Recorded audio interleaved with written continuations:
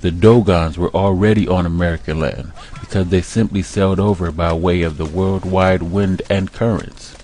The first Africans to set foot on American soil were in fact the Dogons of Mali, who used such currents as the Canary and the North Equilateral Current that recycles from West Africa to America and into the upper Atlantic Ocean. This was before the invention of sails. The Guinea Current flows eastward along the Guinea coast, with frequent cycles out to the sea, where it joins the South Equatorial. The second group of Africans to land in America were under the leadership of Abu Bakari in 1311 and had mixed in with the Olmecs and became known as the Washoe. The third group of Africans to land on American soil were the Idrisids, who were the ruling dynasty of southern Morocco and Mauritania, who came into Morocco before the invasion by the Dogon Malians and the Senegalese. This group of Moors arrived in 1727 with Mensa Khan Musa, who was searching for his ancestors of Abu Bakari. And indeed, the Washoes were Moors.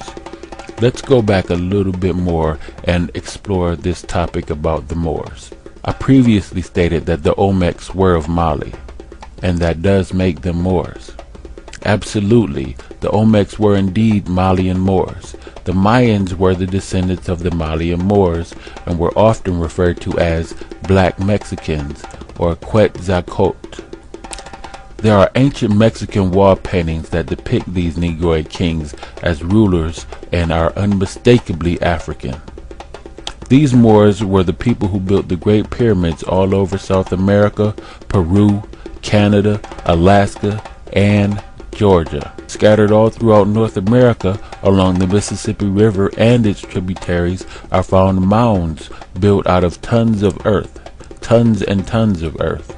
The people who built them were called the mound builders, and they were the descendants of the Malian Moors, the Olmecs. These Moors eventually migrated to North America from Mexico and became known as the Washita, the Yamasee, and the Ben Ismael tribe. The Ben Ismael tribe was a collection of what is known as the Lenape, the Wampanoag, and the Nanticoke Indians who migrated to Indiana and Illinois and referred to themselves as Moors, even though the United States government continued to classify them as Negroes in order to strip them of their indigenous rights. It is often not talked about, but the Moors had enslaved the Europeans before they enslaved blacks. Their women were sold like commodities into the harems and as concubines of wealthy Moors. This is the reason why the Moorish noble were for the most part bleached out and became as tawny Moors, Turks and Arabs, which are no more than fixed mulatto races. This is also the reason for the Moors in the coats of arms of the noble European families, this so-called black nobility of Europe. The European nations paid tribute to the Moors well into the 18th century. In the book, The United States and Barbary Powers, the English, French, Dutch, Danes, and Swedes, and may I say all nations, are tributary to them. David McRitchie in the book Ancient and Modern Britons says the word blackmail is the result of this tribute paid to the black army or black oppressors as the English referred to them. The Moors had control of the Atlantic and the Mediterranean. This is why the Marines sing of defeating the Moors, from the halls of Montezuma to the shores of Tripoli, confirming the extent of the Moorish Empire and dominions of Amexem or Atlantis. Here you see the first page of the Moroccan Treaty of 1787. It should also be noted that Shakespeare's most famous Moor, Othello, is also described as a black African. Thomas Jefferson and Benjamin Franklin worked closely with Moors in the Continental Congress to secure this treaty. In the Bevins collection, there are over 200 letters to the Bey of Morocco from the Continental Congress. There were many Moors in the Continental Congress working with the European Masons originally taught by the Moors to form Novus Ordo Seclorum, the new secular order of the ages, e pluribus unum, out of many peoples, nations, one. The Moroccan Treaty is very powerful because, according to the Constitution, treaties are the law of the land.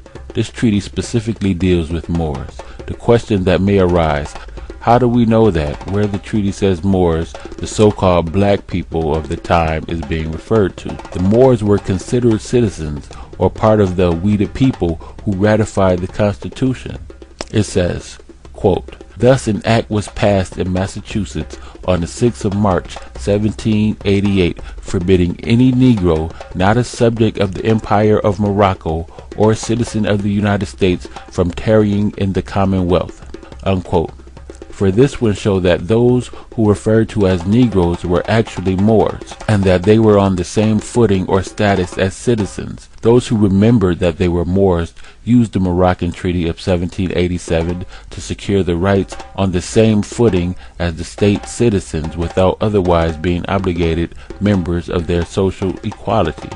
While those who were brainwashed into believing they were Negroes, descendants of Africans brought here by Europeans, were unprotected by the Moroccan Treaty, as well as the Articles of Confederation and the Constitution.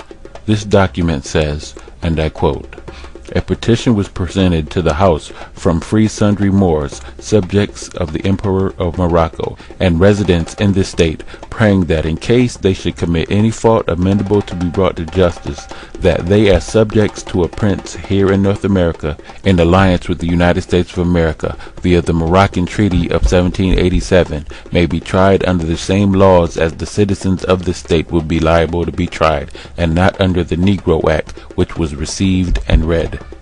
End quote. Thus, you have Moors back in 1789 saying what we say now: our nationality is Moorish, not Negro, black, colored, etc.